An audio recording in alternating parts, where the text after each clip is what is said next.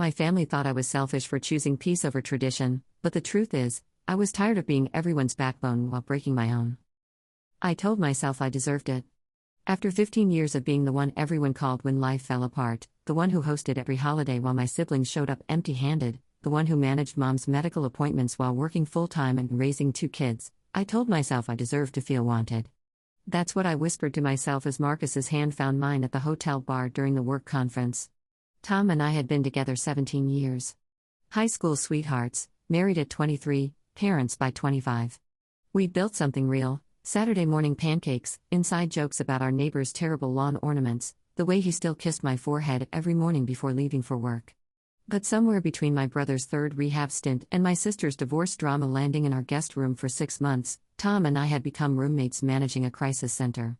"You're always so strong," Marcus had said, his thumb tracing circles on my wrist. "When do you get to be vulnerable?" The lie tasted sweet. I wasn't choosing peace, I was choosing destruction and calling it self-care. Every therapy podcast I binged, every self-help book about putting yourself first became my twisted justification. My family thought I was selfish? Fine. I'd be selfish. I'd stop being everyone's backbone and start living for me. Except that's not what I was doing at all. The hotel room key card felt like lead in my hand. My wedding ring caught the hallway light, the same ring Tom had saved for months to buy, working double shifts at the warehouse. I thought about our kids, Lily and James, asleep at home, trusting that mommy was at a boring work thing. I thought about Tom, probably fallen asleep on the couch waiting for my goodnight text that never came. But I was so tired of thinking about everyone else. That's what I told myself as I followed Marcus down the hallway. I was tired of being the family therapist, the emergency contact, the one who never said no. This was my moment of rebellion against a life of servitude. 3 hours later, sitting in my car in our driveway at 2 a.m., I knew I'd just shattered everything. The guilt sat in my chest like broken glass. I could see Tom's truck in the garage, Lily's pink bike with the streamers, James's soccer ball in the yard. Normal things. Sacred things. Things I'd just betrayed for what? For 3 hours of pretending I was someone else? For the validation of a man who didn't know that I sang off-key in the shower or that I was afraid of ladybugs? I found Tom in the kitchen the next morning, staring at his phone. My phone. Which I'd left unlocked. With Marcus's text asking when he could see me again. He didn't yell. He didn't throw anything. He just looked at me with those brown eyes I'd fallen in love with at 16 and said, "I've been carrying this family too. You just never noticed because I didn't complain about it." 6 months later, I'm sitting in a studio apartment that smells like the previous tenant's cigarettes, scrolling through photos I'm not supposed to have anymore. Lily's school play.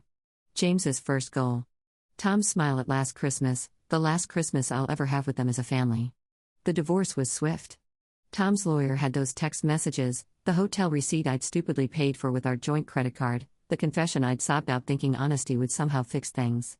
Joint custody became supervised visits, became every other weekend, became mom needs some time to work on herself. Marcus? Gone the moment complicated became expensive. Turns out he wasn't interested in a woman with baggage, legal fees, and children who looked at him like he was a monster under their bed. He transferred to the Portland office. Blocked me on everything. The last text he sent was, "This isn't what I signed up for." My family, the one I'd been so tired of supporting? They're Team Tom now. My sister, who lived rent-free in my house for 6 months, posts pictures of her taking my kids to the park. My mom, whose chemo appointments I never missed, tells people she has 2 children now instead of 3.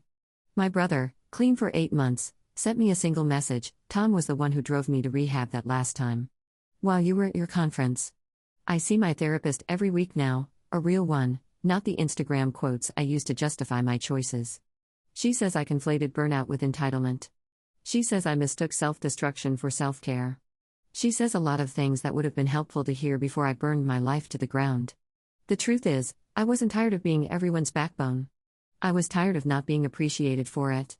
But instead of asking for help, instead of setting boundaries, instead of going to actual therapy or having an honest conversation with Tom, I chose the nuclear option and called it self-care. Some nights, I drive past our old house, Tom's house now. The kitchen light is always on. He still stays up late, probably helping Lily with her math homework the way I used to. James's new bike is in the yard, red this time, no training wheels. Tom's girlfriend's car is sometimes in the driveway. She's a pediatric nurse. The kids like her. She makes them laugh in ways I can't anymore because I'm the woman who broke their father's heart and destroyed their sense of safety. I wanted to stop being everyone's backbone? Congratulations to me.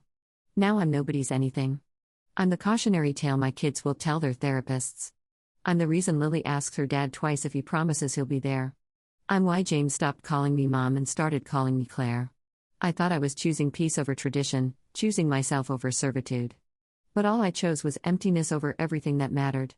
I confused being needed with being burdened. I mistook love's weight for chains. There's no redemption arc here. No second chance.